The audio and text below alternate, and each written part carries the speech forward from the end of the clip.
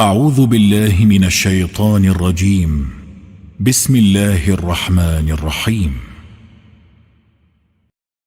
يا أيها المدثر قم فأنذر وربك فكبر وثيابك فطهر والرجز فاهجر ولا تمنن تستكثر ولربك فاصبر فإذا نقر في الناقور فذلك يومئذ يوم عسير على الكافرين غير يسير ذرني ومن خلقت وحيدا وجعلت له مالا ممدودا وبنين شهودا ومهدت له تمهيدا ثم يطمع أن أزيد كلا إنه كان لآياتنا عنيدا سأرهقه صعودا إنه فكر وقدر فقتل كيف قدر ثم قتل كيف قدر ثم نظر ثم عبس وبصر ثم أدبر واستكبر فقال إن هذا إلا سحر يؤثر إن هذا إلا قول البشر سأصليه سقر وما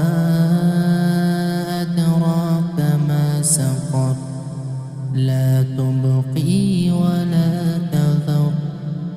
لواحة للبشر عليها 19 وما جعلنا أصحاب النار إلا ملائكة وما جعلنا عدتهم إلا فتنة للذين كفروا ليستيقن الذين أوتوا الكتاب ويزداد الذين آمنوا إيمانا ويزداد الذين آمنوا إيمانا ولا يرتاب الذين أوتوا الكتاب والمؤمنون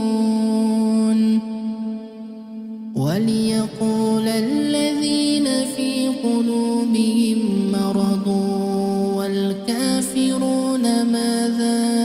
أراد الله بهذا مثلا كذلك يضل الله من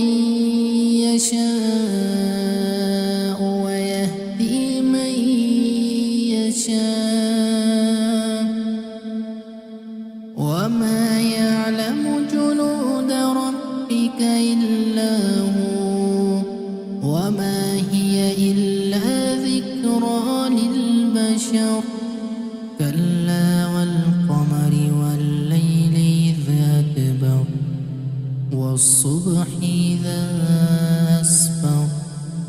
إنها لإحدى الكبر نذيرا للبشر لمن شاء منكم أن يتقدم أو يتأخر كل نفس بما كسبت رهينا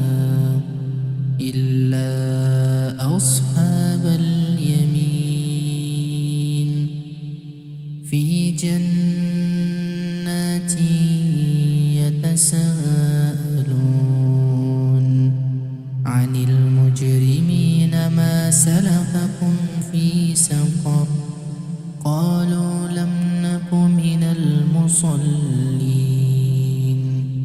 ولم نك نطعم المسكين